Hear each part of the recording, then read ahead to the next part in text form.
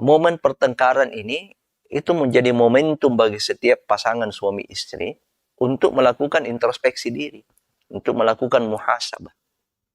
Dan yang terbaik adalah muhasabah pada dirinya, bukan memuhasabah, bukan mengintrospeksi pasangannya. Dia muhasabah pada dirinya dulu. Bismillahirrahmanirrahim. Assalamualaikum warahmatullahi wabarakatuh. Alhamdulillahilladzi anzala sakinata fi qulubil mu'minin liyazdadu imanan ma'a imanihim walillahi junudus samawati wal ard wa kana Allahu aliman hakima. Wassalatu wassalamu ala imamil muttaqin wa qudwatin nasi ajma'in sallallahu alaihi wa ala alihi wa ashabihi wa atba'ihi ila yaumiddin wa ba'd. Pemirsa Ruas TV rahimakumullahu jami'an, bahagia dan senang sekali bisa berjumpa pada pagi hari ini dalam rubrik acara yang bertemakan keluarga sakinah.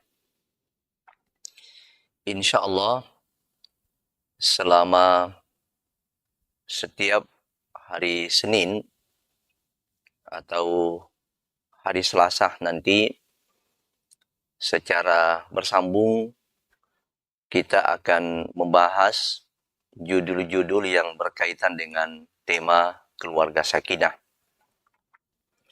Semoga dengan pembahasan ini memberikan kontribusi yang positif bagi kita semua di dalam rangka membangun ketahanan keluarga yang pada hakikatnya adalah merupakan bahagian daripada keluarga sakinah. Keluarga sakinah adalah merupakan visi kehidupan dunia dari setiap keluarga muslim. Sebab dari sanalah berpijak sebuah ketenangan dan kebahagiaan di dalam rumah tangga. Bahkan dari sana pula lah merupakan pijakan utama menuju keluarga sakinah yang hakiki, yaitu berkumpulnya keluarga di surga kelak. Allah Subhanahu wa Ta'ala telah mengajarkan kepada setiap kita, setiap pribadi, setiap keluarga untuk memiliki visi dunia dan akhirat, yaitu al-hasanatu fid dunya wal hasanatu fil akhirah. Visi itu terangkum dalam sebuah doa yang disebut dengan doa pamungkas. Doa yang apabila dibaca, maka insya Allah seluruh doa-doa, seluruh keinginan-keinginan kita sudah termasuk di dalamnya. Artinya tanpa membaca doa lain pun, doa ini sudah mencukupi seluruh permintaan dan seluruh kebutuhan-kebutuhan kita. Rabbana atina fid dunya hasanah wa fil akhirati hasanah wa qina adzabannar. Doa ini tercantum dalam surat Al-Baqarah ayat 201. Wahai Tuhan kami, atina fid dunya hasanah. Berikanlah di dunia ini kebaikan-kebaikan. Wa fil akhirati hasanah. Dan berikanlah juga taburan berbagai kebaikan di dalam kehidupan akhirat. Wa qina adzabannar. Dan jauhkan kami dari api neraka. Al-hasanah fid dunya dalam konteks visi keluarga adalah keluarga sakinah. Inilah visi daripada setiap keluarga muslim, bagaimana mewujudkan sebuah tatanan keluarga yang sakinah, mawaddah, warahmah. Yang tenang, damai, rukun, dan bahagia. Adapun visi keluarga di akhirat adalah reuni, berkumpulnya seluruh anggota keluarga di surga. Bahkan Allah Subhanahu wa taala menyebutkan secara tegas dalam surat At-Tur ayat 21. Walladzina amanu wattaba'athum dzurriyyatuhum biimanin alhaqna bihim dzurriyyatuhum. Dan orang-orang yang beriman, kemudian anak cucu mereka dari ayah dan ibunya beriman, maka Allah Subhanahu wa taala akan mengumpulkan mereka semua di surga kelak. Karena itu kita berharap tema keluarga sakinah ini minimal menjadi inspirasi, namun kita sangat berharap ini memberikan kontribusi yang sangat besar di dalam membangun sebuah tatanan keluarga sakinah di dunia ini menuju visi keluarga utama di akhirat, yaitu berkumpulnya anggota keluarga di surga kelak. Nah, untuk sesi besar untuk sesi besar dari pembahasan keluarga sakinah, yang pertama kita akan merujuk kepada sebuah buku yang ditulis oleh Syekh Nabil bin Muhammad Mahmud, yaitu Al-Mafatih Adz-Dzahabiyah fi Ihtiwa'il Mushkilat Az-Zawjiyah, yang kira-kira kalau diterjemahkan ke dalam bahasa Indonesia adalah kunci-kunci emas dalam penyelesaian problematika rumah tangga. Ini akan memiliki sesi yang banyak dalam pertemuan-pertemuan ke depan sesuai dengan kandungan daripada buku ini sendiri. Kita akan awali dengan pembahasan fi baitin nubuwah qudwah wa mathal. Dalam rumah tangga kenabian ada keteladanan, ada contoh. Inilah yang kemudian kita beri judul contoh ideal konflik dalam rumah tangga. Ya, karena sudah merupakan sunnatullah, setiap keluarga pasti akan mengalami konflik. Setiap keluarga pasti akan mengalami problematika.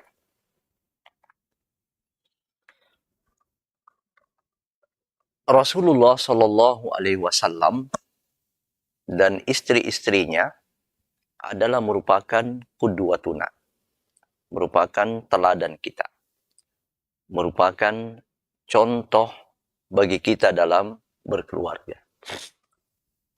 Itulah sebabnya tidak ada rujukan utama dan tidak ada idola utama bagi seorang muslim dalam membangun keluarga sakinah mawaddah warahmah kecuali keluarga Rasulullah.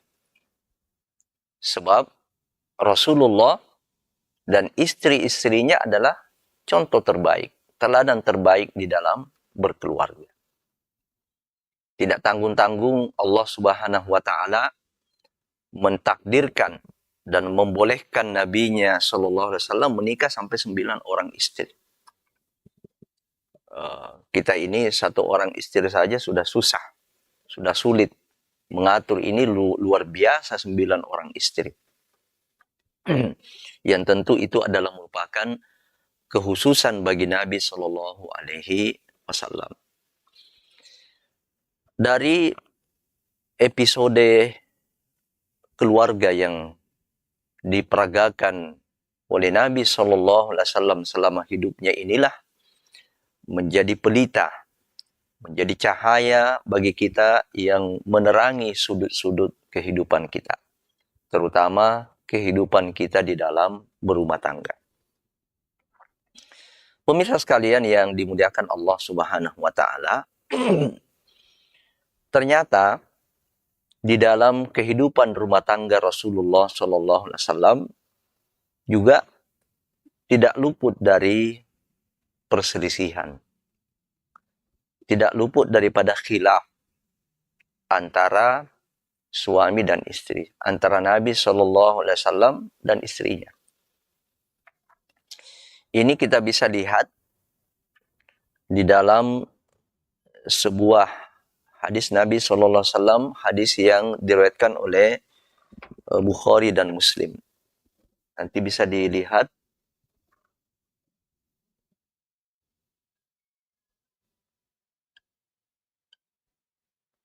Nah, ini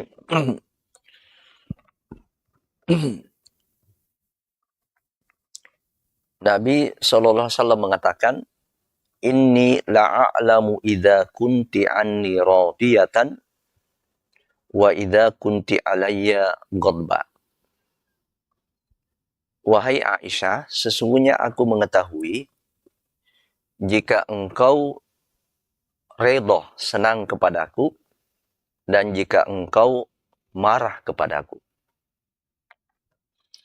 Qalat fakultu. Kemudian berkata Aisyah radhiyallahu anha, Min aina ta'rifu dzalik? Dari mana engkau tahu? Dari mana engkau tahu? Wahai Muhammad, kalau saya marah atau senang kepadamu. Maka Nabi SAW menjawab, Idza kunti anni radiyah, fa innaki taqulin. Jika kamu senang kepadaku, maka yang engkau ucapkan adalah la wa rabbi Muhammad. Tidak demi Tuhannya Muhammad. Tetapi apabila engkau marah kepadaku, maka yang engkau ucapkan adalah la wa rabbi Ibrahim. Tidak demi Tuhannya Ibrahim. Qalat qultu ajal. Berkata Aisyah, betul. Ya, betul seperti itu. Kalau saya senang, maka saya akan bersumpah dengan menyebut Tuhannya Muhammad. Tetapi apabila aku marah, maka aku akan bersumpah dengan menyebut Tuhannya Ibrahim. Ya, padahal Tuhannya Muhammad dan Tuhannya Ibrahim itu sama. Allah Subhanahu wa ta'ala. Kemudian Aisyah mengatakan, betul ya Rasulullah, ma ahjuru illa ismaka. Saya tidak menghindar kecuali dari menyebut namamu. Ya, artinya hadis ini menunjukkan kepada kita bahwa Aisyah radhiyallahu anha, seorang istri yang dicintai oleh Nabi, yang paling dicintai oleh Nabi sallallahu alaihi wasallam, ketika beliau marah, maka dia menghindari menyebut nama Muhammad. Ya, dia menghindar menyebut nama suaminya Muhammad sallallahu alaihi wasallam. Tetapi apabila ia senang, maka ia menyebut nama suaminya Muhammad sallallahu alaihi wasallam. Nah, di sini kita bisa mendapatkan beberapa pelajaran. Dari hadis ini kita mendapatkan beberapa pelajaran. Yang pertama, istri Nabi sallallahu alaihi wasallam juga bisa marah. Ini istri Nabi ya. Kita ini ibu-ibu yang ada di rumah, istri siapa? Ya, tidak ada seorang pun di antara antunna yang merupakan istri Nabi. Ini istri Nabi saja marah. Ya, istri Nabi saja marah. Ketika saya mengangkat ini bukan kita ingin melegitimasi kemarahan itu, tetapi ini menunjukkan bahwa sifat manusia biasa, siapapun, sifat manusia biasa itu ada senang, ada marah. Setiap manusia yang diciptakan oleh Allah Subhanahu wa taala itu terikat dengan sifat-sifat basyariyah, sifat-sifat sebagai manusia biasa. Sampai kepada Nabi sallallahu alaihi wasallam nanti akan kita lihat bahwa istri Nabi juga bisa marah. Padahal siapa ini Aisyah? Di dalam riwayat ini, siapa ini Aisyah? Ya, beliau ini adalah istri Nabi sallallahu alaihi wasallam yang paling dicintai, paling muda, dan beliau juga yang paling cerdas, yang paling pintar di antara istri-istri Nabi sallallahu alaihi wasallam yang lain. Bahkan beliau berada di urutan keempat terbanyak meriwayatkan hadis Nabi. Ya, setelah Abu Hurairah, Abdullah bin Umar, dan Anas bin Malik radhiyallahu anhum. Beliau menduduki urutan keempat terbanyak meriwayatkan hadis. Tapi beliau juga marah. Nah, saya kembali menggarisbawahi, tentu bukan maksud di sini adalah kebolehan marah itu. Tapi ini menunjukkan bahwa Aisyah radhiyallahu anha sendiri sebagai seorang wanita yang alim, ya beliau juga marah, ya karena sebagai manusia biasa. Ya, apalagi istri ustadz, ya istri-istri yang lain. Kemudian siapa yang kena marah? Siapa yang menjadi sasaran marah di sini? Rasulullah Shallallahu Alaihi Wasallam. Siapa beliau ini? Beliau adalah pemimpin umat, bukan hanya pemimpin negara, pemimpin dunia dan akhirat. Di antara seluruh nabi, nabi yang terbaik itu adalah Muhammad Shallallahu Alaihi Wasallam. Di surga, pintu surga tidak akan terbuka sebelum beliau yang membuka pintu surga itu. Jadi beliau adalah pemimpin dunia dan akhirat, tapi juga kena marah. Nah, jadi ini kita ingin ingatkan kepada setiap suami, ini nabi saja, pemimpin umat, pemimpin dunia dan akhirat, itu kena marah. Jadi kalau istri kita ini biasa-biasa saja, ya kita kena marah, ndak usah kita risau, ndak usah kita gelisah, itu biasa. Kemarahan, pertengkaran, kesalahpahaman di dalam sebuah rumah tangga itu adalah hal yang biasa. Ya. Dan di sini kita bisa mengambil satu kesimpulan bahwa keluarga Rasul pun, ya keluarga Rasul pun itu punya problem. Sebab adanya kemarahan di dalam rumah tangga, apalagi terjadi antara suami dan istri, itu menunjukkan adanya satu problema.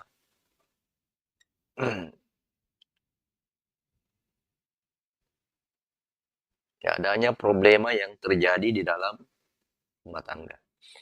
Namun apabila dikelola dengan baik, maka ini akan melahirkan sebuah keindahan.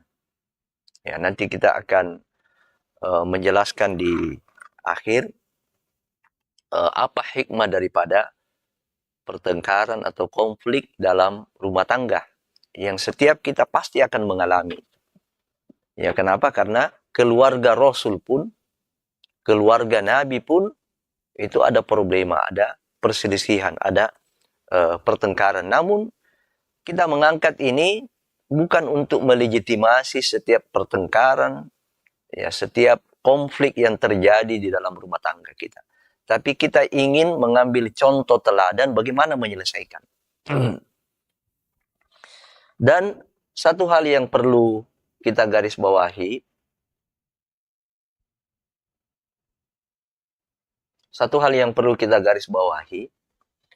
bahwa kemarahan yang terjadi di dalam keluarga Nabi, keluarga Rasulullah SAW, dalam hal ini adalah dari Aisyah radhiyallahu anha, itu adalah kemarahan yang didasari oleh cinta dan kasih sayang, bukan kemarahan yang didasari oleh kebencian.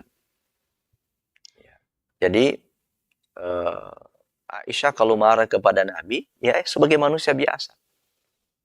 Tetapi beliau cinta, tidak didasari oleh kebencian.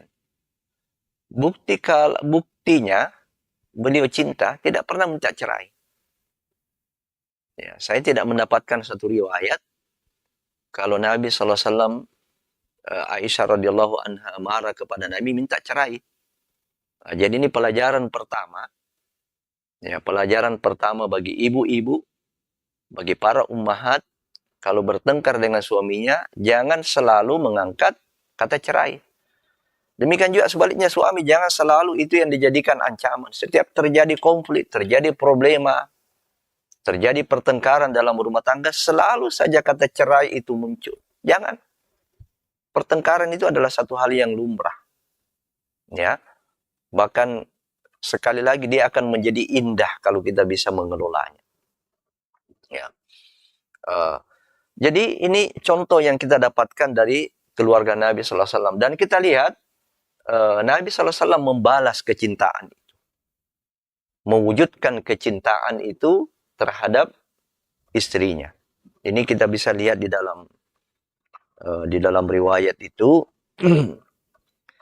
Wa min suwaril hubbillati akhbarat bihi as-sayyidah Aisyah fi ta'amulatin Nabi sallallahu alaihi wasallam ma'aha, di antara gambaran yang menunjukkan kecintaan, ya, kecintaan Nabi sallallahu alaihi wasallam terhadap istrinya Aisyah radhiyallahu anha, bahwa beliau kalau memanggil, Nabi SAW kalau memanggil istrinya, Aisyah, itu dia tidak panggil hanya dengan namanya saja.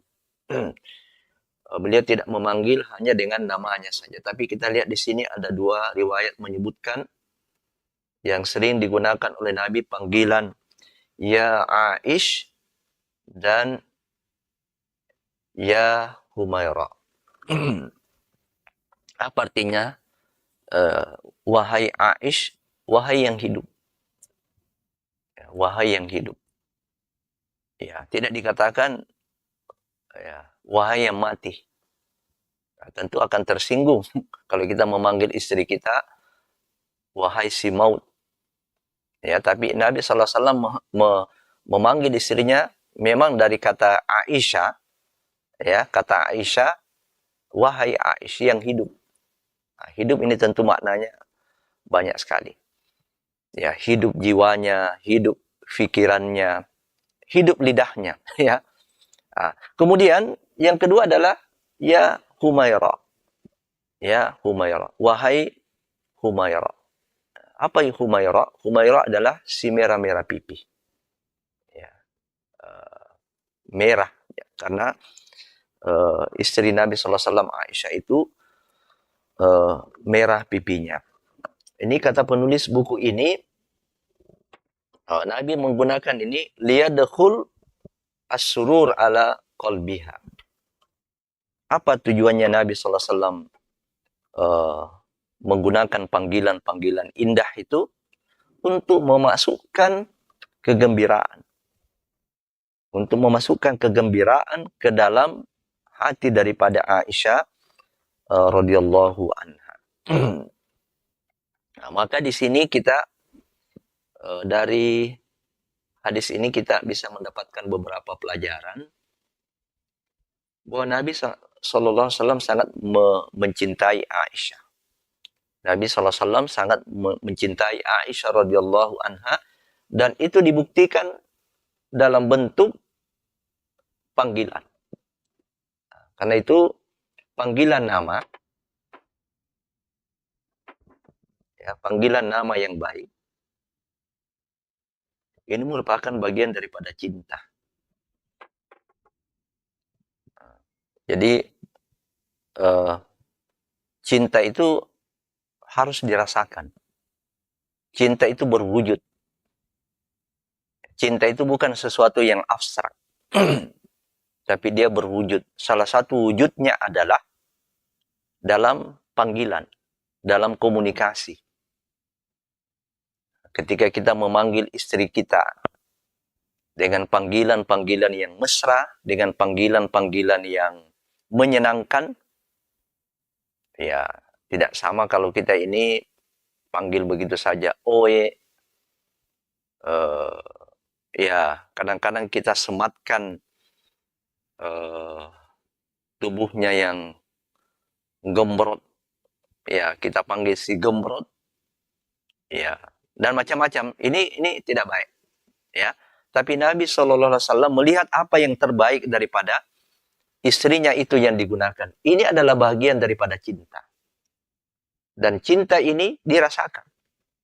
Karena dia berwujud. Nah, ini bagian daripada bahasa cinta. Bagian daripada bahasa cinta itu adalah panggilan. Panggilan panggilan yang baik. Dan ini yang dicontohkan oleh Nabi SAW. Luar biasa. Ya, ini salah satu bentuk romantisme Nabi SAW kepada istrinya.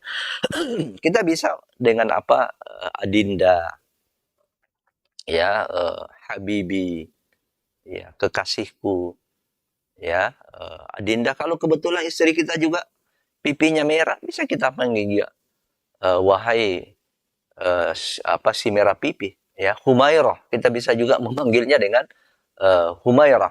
Ya, jangan karena istri kita hitam lalu kemudian kita panggil Sauda, ya, wahai si hitam. Ya, bolehlah. Mungkin kalau ditambah di belakangnya, wahai si hitam manis. Ya, hitam tapi manis. Nah. Kemudian, Nabi SAW dan keluarganya mencontohkan kemesraan. Ya, Nabi SAW bersama dengan keluarganya mencontohkan adanya kemesraan, adanya romantisme, dan itu bisa juga dilihat di sini, ya, bahwa Nabi itu kadang-kadang berlomba, ya, olahraga, ya, jadi lomba lari, siapa yang di depan, siapa yang di belakang. Lalu kemudian Nabi SAW mengatakan, mari kita berlomba. Kemudian Nabi juga, ya, kadang-kadang bermain-main itu dengan mandi bersama. Nah, ini juga. Pernahkah kita mandi bersama dengan istri? Ya, kita tidak mandi bersama dengan istri, hanya bersama-sama sebelum mandi. Tapi sesudah bersama-sama kita tidak mandi bersama. Ini Nabi sampai Masya Allah, ya, beliau mandi bersama sampai dikatakan da'i, sisakan bagiku air. Ya, jadi ya, dalam tanda kutip kayak anak-anak itu, ya. Kayak anak-anak gimana mereka bermain-main air. Ya, saling merebut timba untuk memperoleh air. Itu yang dilakukan oleh Nabi SAW sehingga terjadi terus refreshing dalam rumah tangga. Ya, terjadi refreshing di dalam rumah tangga, terjadi penyegaran di dalam rumah tangga, dan ini yang sangat dibutuhkan oleh anggota rumah tangga, suami dan istri, terutama istri yang aktivitasnya sehari-hari hanya berputar-putar dari air, sumur, kasur, dapur. Nah, kalau ini tidak ada penyegaran, ya, tidak ada penyegaran di dalam rumah tangga, ini bisa terjadi kejenuhan. Dan dampak daripada kejenuhan itu itulah yang melahirkan rasa marah. Itulah yang mengakibatkan mudahnya emosi kita terpancing. Sedikit saja disulut oleh suami, terpancing emosi kita. Ini pelajaran-pelajaran yang bisa kita temukan dari secuil kisah-kisah yang menunjukkan adanya perselisihan di dalam rumah tangga Rasulullah SAW. Mari kita melihat yang terakhir, bagian terakhir, hikmah perselisihan dalam keluarga. Sebenarnya dalam buku ini nanti akan dibahas panjang lebar, ada sampai 20 poin lebih apa hikmah perselisihan keluarga itu. Yang sudah barang tentu ini tidak memotivasi kita untuk berselisih, tetapi bagaimana kita rela menjalani itu. Ya, ketika satu dan lain hal kita tidak rencanakan, kita tidak duga-duga, terjadi ini. Terjadi pertengkaran dalam rumah tangga. Ada yang kecil, ada yang senang, bahkan ada yang membara. Bara dalam rumah tangga. Pertengkaran yang dahsyat dalam rumah tangga. Nah, kalau ini kita bisa lewati, kita bisa manage, kita bisa kelola, itu ada beberapa hikmah yang kita dapatkan. Yang pertama adalah akan terjadi tajdidun nikah. Ya, pembaharuan pernikahan. Jadi kayak nikah ulang kalau berdamai itu, kalau keluarga habis bertengkar, apalagi sengit, kemudian berakhir dengan perdamaian, itu kayak pengantin baru. Ya, tajdidun nikah kayak pengantin baru lagi. Makanya jangan heran ada keluarga yang banyak anaknya, padahal mereka selalu bertengkar. Ya, saya pernah membaca satu berita, satu informasi di koran. Satu keluarga, suami istri, yang memiliki anak yang banyak. Orang bertanya, kok kenapa anaknya banyak? Ya, padahal selalu bertengkar. Ini sudah masuk di pengadilan, selalu bertengkar. Ya, setiap habis bertengkar, ya berhubungan. Ya, setiap selesai bertengkar, ya tentu yang dimaksud adalah pertengkaran berakhir dengan perdamaian, selalu melakukan hubungan khusus. Dari setiap hubungan-hubungan khusus itulah yang kemudian melahirkan anak. Nah, ini tajdidun nikah. Yang kedua, momentum untuk saling bermuhasabah. Momentum untuk saling mengevaluasi diri, untuk saling mengintrospeksi diri. Soal di sana pasti ada kesalahan. Bahkan di sana ada dosa. Ya. Ma nazala bala'un illa bidzambin. Kata Ali radhiyallahu anhu. Tidaklah terjadi satu bencana, tidaklah terjadi satu musibah, termasuk musibah dalam rumah tangga, melainkan ada dosa. Melainkan itu terjadi karena dosa. Nah, maka momen pertengkaran ini itu menjadi momentum bagi setiap pasangan suami istri untuk melakukan introspeksi diri, untuk melakukan muhasabah. Nah, dan yang terbaik adalah muhasabah pada dirinya, bukan memuhasabah, bukan mengintrospeksi pasangannya. Dia muhasabah pada dirinya dulu. So, kalau pasangannya dia muhasabah, yang introspeksi, tentu dia menyalahkan. Kalau orang mencari-cari kesalahan itu cepat. Ya, yang sulit itu mencari kebaikannya orang, mencari keutamaannya. Mestinya itu yang dia lakukan. Yang dilakukan terhadap pasangannya. Ya, kalau terhadap dirinya adalah dosa apa yang saya lakukan ini? Kesalahan apa yang saya lakukan? Jadi momentum untuk saling bermuhasabah. Dan yang ketiga, adanya pertengkaran itu menunjukkan bukti kelemahan manusia di sisi Allah Subhanahu wa taala.